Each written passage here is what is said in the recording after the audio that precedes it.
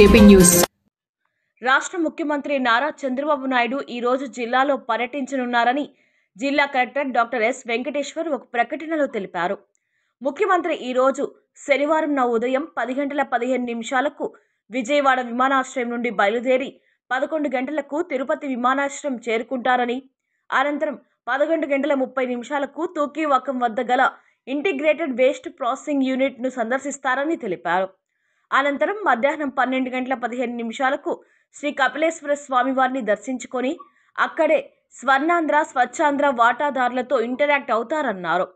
ఈ కార్యక్రమం అనంతరం మధ్యాహ్నం 1 గంట 15 నిమిషాలకు పోలీస్ పెరేడ్ గ్రౌండ్కు చేరుకొని కొద్దిసేపు విశ్రాంతి అనంతరం మధ్యాహ్నం 2 గంటల నుండి 3 గంటల 45 నిమిషాల వరకు ప్రజా వేదిక కార్యక్రమంలో పాల్గొంటారని, సాయంత్రం 4 గంటలకు శ్రీ కంచి కామకోటి పీఠంకు చేరుకుని కంచి ఆచార్యులతో ఇంటరాక్ట్ అవుతారని తెలిపారు.